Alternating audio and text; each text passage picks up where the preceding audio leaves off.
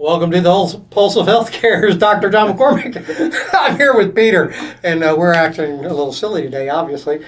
We're going to just have a short conversation about, this is a topical because it came up in the news feed a couple of days ago, and, it really kind of struck me that here we are, and we're not all alone. There's a lot of, small and medium TPAs and plans that are out there fighting the good fight, trying to save money, trying to work with individuals and employers to help them navigate this crazy thing that we call healthcare, and then every once in a while, more often than I'd like to admit, but you get slapped in the face and you go, and you just get mad. You just go, all of this is rigged.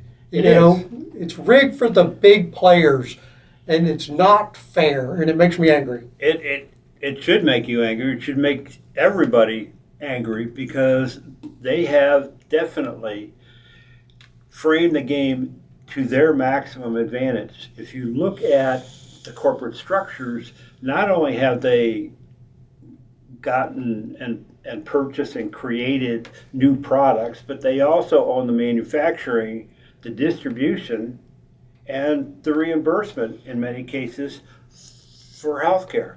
The same company owns and we every talked about piece of it. that circle, that incestuous circle where, one company owns every aspect of the healthcare and all they're doing is paying themselves. So there's zero incentive for these major carriers to actually reduce your cost at all, because reduction of cost impacts their bottom line, and their bottom line is all about making billions of dollars in Wall Street, not saving you a dollar on your healthcare. Exactly. Their objective is the exact opposite of our objective, which is to provide valuable health care at a reasonable cost, and yet they're looking at how can I make more money off each piece of the coin as it goes down the drain. Well, and it sounds like it's when it's presented, it sounds like, well, yeah, but if we connect everything and we have this entire ecosystem, we're going to be able to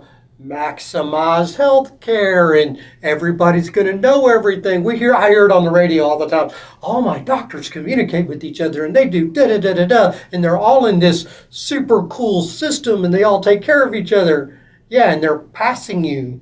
And they ring the cash register every time they pass you to somebody else within their system. It's cha-ching, cha-ching, cha-ching, cha-ching.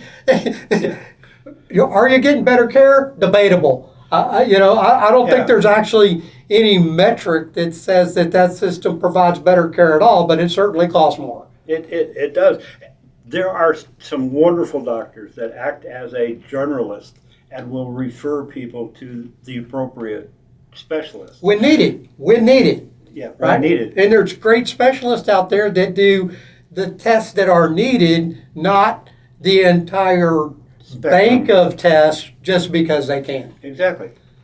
Because they get paid all the way around. We had one of our members was referred to a specialist just a few weeks ago, and they're a cash payer. They're one of our direct plan members, so they're in a non-insurance product.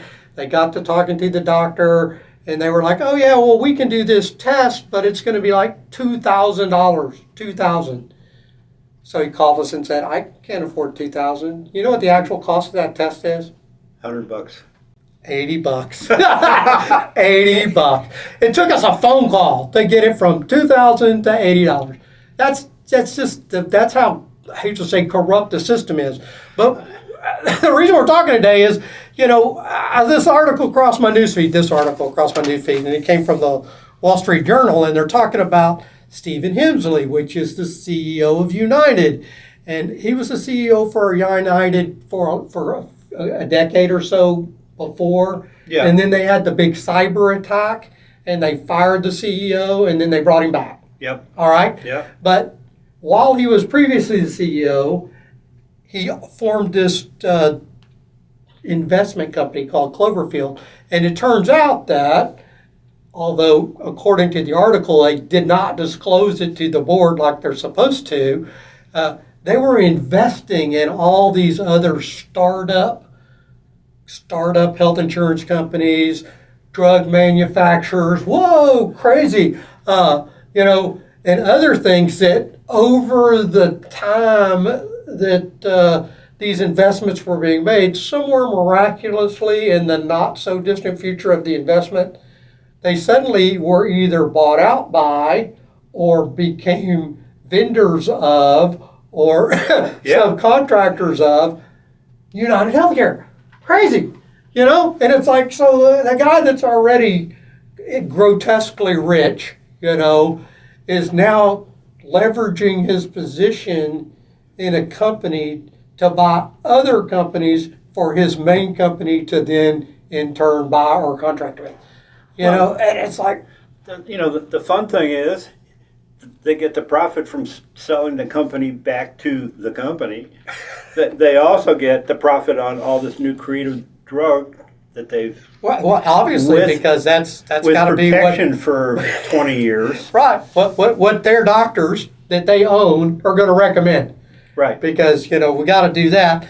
And it's funny because, the article starts out by saying, well, they didn't tell anybody. And then, of course, they reach out to United, and United said, oh, well, there's no real conflict of interest because we all know it's really just about bringing money to the bottom line. And they'll just go, we don't know anything. So it's that, we're going to have a little plausible deniability and things like that. But that article, which just made me so angry anyway, because I'm like, here we are fighting a fight all the time.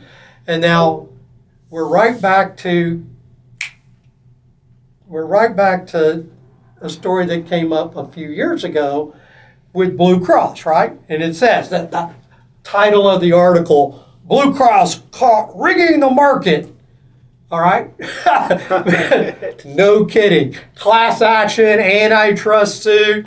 Of course they said, we're not doing anything wrong. All right? $2.7 billion judgment later because, they can afford it. But they're not doing anything wrong. Yeah, but this happened in 2020.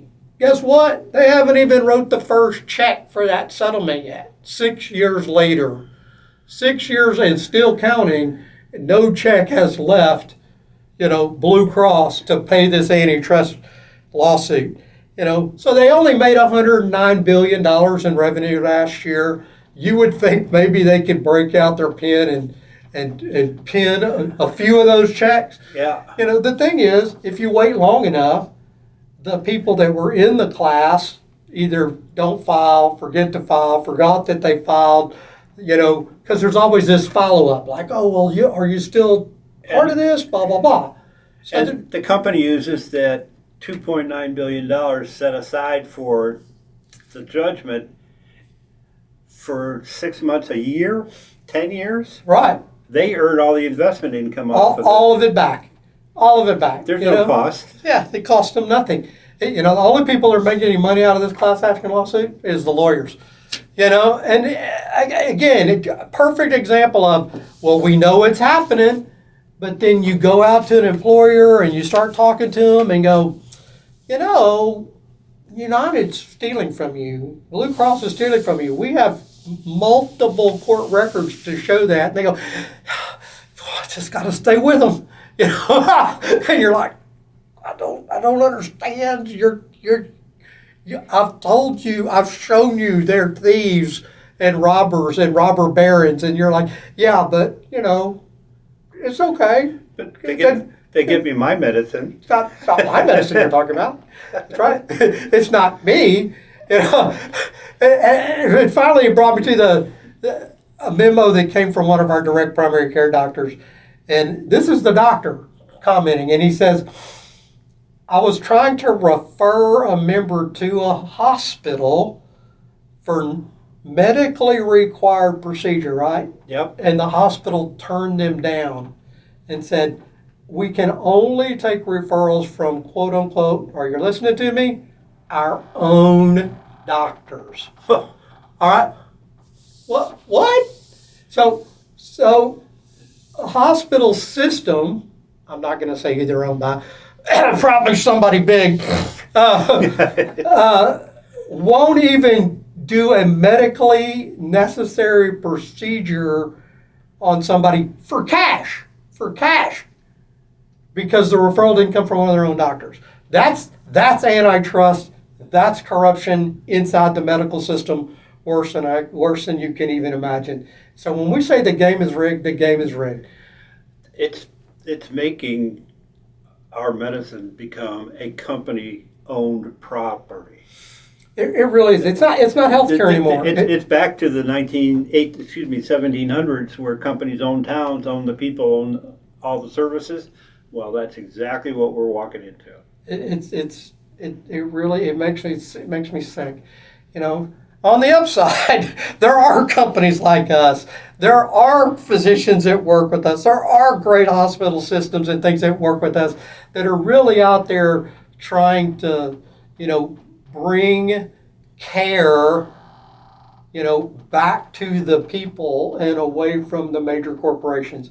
The hurdle is that we have to work with educating each other, and we all have to be on the same team and say, you know what, we're done paying Wall Street.